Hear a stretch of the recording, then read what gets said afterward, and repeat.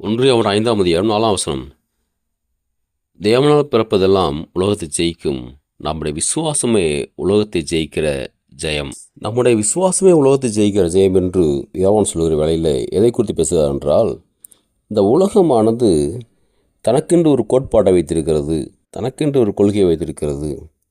அது எதன் அடிப்படையில் இருக்கிறது என்று பார்க்கும் பொழுது, அது பாவம், சாபம், வியாதி, தரித்திரம் இவைகளெல்லாம் நம்பிக்கொண்டிருக்கிறது.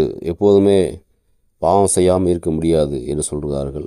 வியாதி இல்லாமல் கிடையாது அப்படிங்கிறாங்க.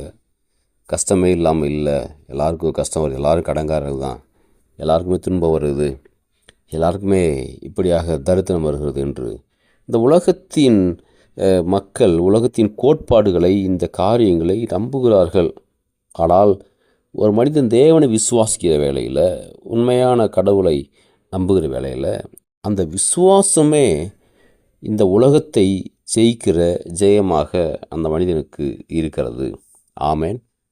பாருங்கள், உலகத்தில் தான் வாழ்ந்து கொண்டு இருக்கிறோம். ஆனால் உலகம் தனக்கென்று வைத்திருக்கிற கோட்பாட்டின் பின்னால் போகிறது கிடையாது. ஒரு தேவனுடைய பிள்ளை அப்படி இருக்கவே மாட்டார். சொல்கிறாங்கல்ல, கடை வாங்காமல் இருக்கிறா, கடை வாங்காமல் கடவுளுடைய பிள்ளை இருக்க முடியும், பாவம் செய்யாமல் இருக்க முடியுமா? தேவனுடைய பிள்ளை பாவம் செய்ய முடியாது.